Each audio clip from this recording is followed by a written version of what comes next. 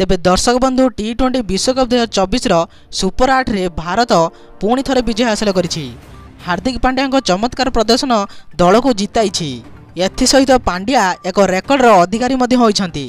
यही मैच रे 50 रन सहित हार्दिक टी20 विश्वकप इतिहास रे 300 रन पूर्ण करिछंती, जहाँकि प्रथम करी कौनसी भारतीय खेलाड़ी पूर्ण करिछंती। 21 मैच खेली से यही रेकर्ड करिछंती। एहा छड़ा तांको खाता रे 21 विकेट जोड़ी होइछि।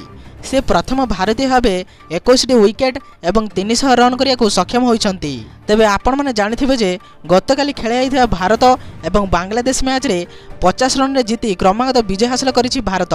हार्दिक पांड्या अर्धशतक बल रे दल 20 ओवर रे 5 विकेट हराई 196 रन करिथिला। जवाब रे बांग्लादेश 20 ओवर रे 8 विकेट हराई 146 रन करिथिला। टॉस हारी प्रथम बैटिंग करथिबा भारत पक्षरु रोहित शर्मा 23 रन और विराट कोहली 37 रन जोड़िथिले।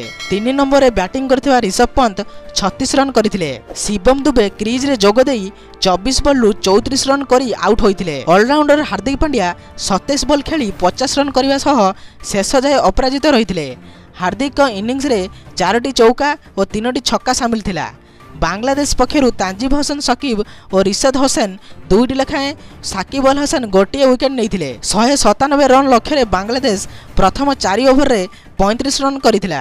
तेबे बांग्लादेश पक्षरु अधिनायक नजमुल हुसैन शांतो 40 रन, तांजिद हुसैन 29 रन और रिशद हुसैन 24 रन करथिले। तेबे एही मैच रे कुलदीप यादव को स्पिन जादू देखा मिलता।